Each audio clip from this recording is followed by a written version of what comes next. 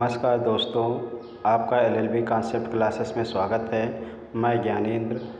आज से हम लोग संविधान की क्लास शुरुआत करेंगे। तो आज ये पहली क्लास है।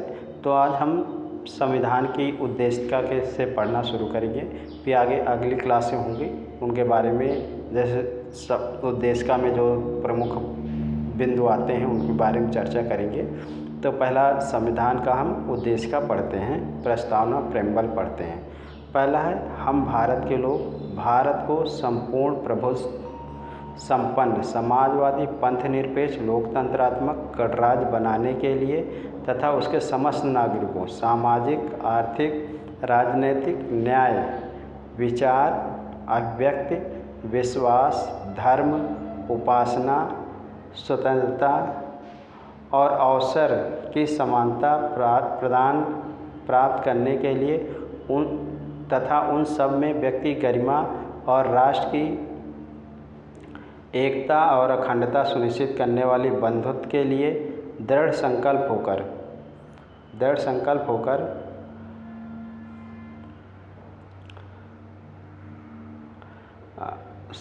होकर अपनी इस संविधान सभा में आज दिनांक 26 नवंबर मिति मार्गशीर्ष शुक्ल सप्तमी संवत 2006 विक्रम के एतद द्वारा संविधान को अंगीकृत अधिनियमित और आत्मर्पित करते हैं। ये हमारी संविधान की उद्देशिका है। अब कुछ संविधान से संबंधित उद्देशिका संबंधित पॉइंट देख लेते हैं। पहला है, क्या उद्देशिका संविधान का अंग है। तो इसमें कुछ सुप्रीम कोर्ट के केसेस हैं, उनको हम लोग डिस्कस करेंगे। उसमें पता चलेगा क्या उद्देशिका संविधान का अंग है। तो इन री बेरुबारी का केस था 1960 में। इसमें जो है सुप्रीम कोर्ट ने कहा संविधान वो उद्देशिका संविधान का अंग नहीं है। और इसमें बेरुबारी केस में कहा कि जो है उद्देशिका संविधान का अंग नहीं है। लेकिन अगर फिर ये बताया, इसी में दूसरा पॉइंट भी इन्होंने बताया कि संविधान की भाषा जहाँ पर भी आपको समझ में नहीं आती वहाँ पर हम उद्देशिका प्रेम्बल का सहारा लेंगे, क्योंकि प्रेम्बल में जो कॉन्स्टिट्यूशन का निर्माण किया है, जो कॉन्स्टिट्यूशन के निर्माण करता थे, उनकी मूल भावनाएं जो है प्रेम्बल में ही समाहित हैं। इसलिए हम क्या करेंगे, कभी भी कोई कन्फ्यूज़न होता है तो कॉन्स्टिट्यूशन की प्रेम्बल को हम देखेंगे, एनालिसिस करेंगे। मतलब पहला पॉइंट कि इन्होंने कहा कि उद्देशिका प्रेम्बल जो है संविधान का अंग नहीं है। दूसरा पॉइंट कि जो है जब भी कुछ संविधान की भाषा संदिग्ध रहती है या समझ में नहीं आता तो वहाँ पर जो है हम प्रेम्बल देखेंगे, प्रेम्बल को उठा के देखेंगे। नेक्स्ट क्वेश्चन लेते हैं। अब दूसरा केस लेते हैं। केस नंबर दूसरा, केशवानंद भारती बनाम केरल राज्य। अब इन्होंने केशवानंद भारती बनाम केरल राज्य, ये केस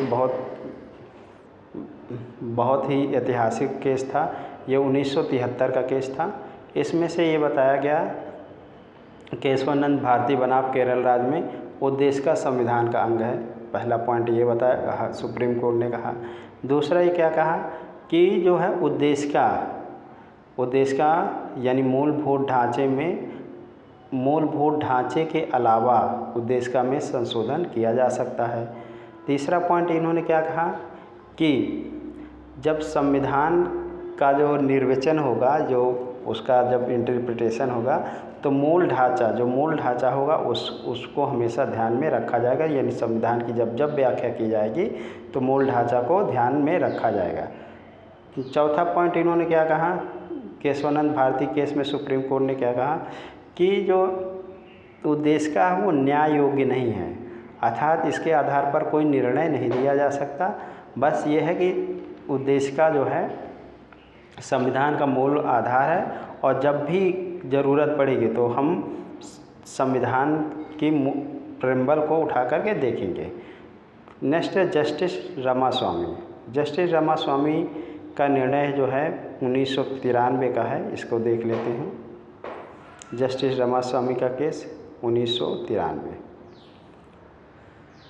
1993 में जस्टिस रामास्वामी का केस था और उन्होंने कहा कि सरकार प्रजातांत्रिक स्वरूप है, यही सरकार जो है प्रजातांत्रिक स्वरूप है, संघीय संरचना है, राष्ट्रीय एकता और अखंडता, धर्मनिरपेक्ष समाजवादी स्वरूप तथा सामाजिक न्याय, न्यायिक पुनर्वलोकन भी इसके मौलिक संरचना में शामिल है। यानी अब जो है, जब जस्टिस रामास्वामी का केस था, तब सुप्रीम कोर्ट बता रहा है कि मूल अधिकार में क्या, प्रेम्बल की मूल अधिकार यानी बेसिक ढांचा में क्या क्या है। तो इन्होंने जस्टिस रामास्वामी के केस 1993 में बताया कि क्या है, प्रजातांत्रिक स्वरूप होना चाहिए, ये भी प्रेम्बल का जो है क्या उद्देश्य मूल ढांचा है, संघीय संरचना होनी चाहिए, राष्ट्रीय एकता अखंडता, धर्मनिरपेक्षता, समाजवादी स्वरूप, सामाजिक न्याय और न्यायिक पुनर्वलोकन, ये सब जो है बेसिक स्ट्रक्चर हैं। और इन जब भी कुछ भी संशोधन किया जाएगा तो इन पे छेड़छाड़